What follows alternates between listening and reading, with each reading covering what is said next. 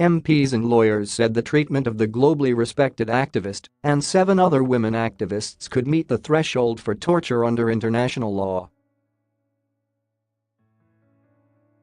The panel said they are deeply concerned by the detention conditions after Ms. Al-Hathlil's family claimed she'd been subjected to electric shock torture and threats of rape and death in a palace of terror. The report said the detainee's treatment constitutes cruel, inhuman and degrading treatment and could meet the threshold for torture under both Saudi Arabian and international law. It warned that Saudi officials, even at the highest level, could be responsible for the crime of torture. Miss Al-Hathlil, 29, who once graced Vanity Fair alongside the Duchess of Sussex, is languishing in a Riyadh prison cell after being jailed for fighting for women's rights. Express.co.uk previously told how Miss Al-Hathlil is suffering inside prison. A source close to the activists told this website, Lau Jane is starting to speak more and more about the torture. She is experiencing very hard post-trauma. She is shaking, and she cannot control herself sometimes. We want them to be released. But we just don't know when they will be.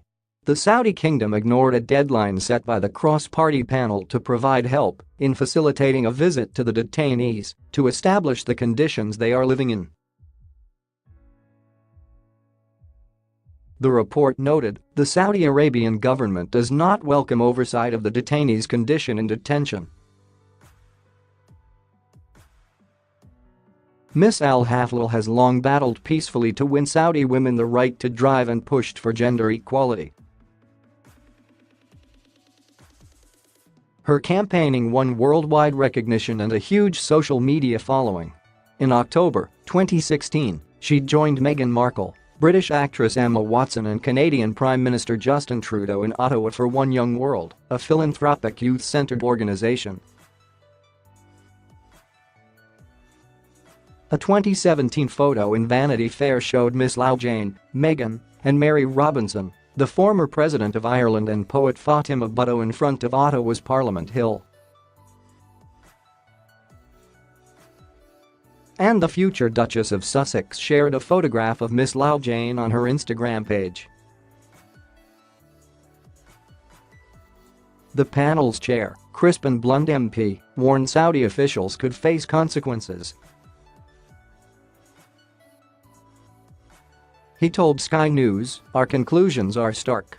The Saudi women activist detainees have been treated so badly as to sustain an international investigation for torture.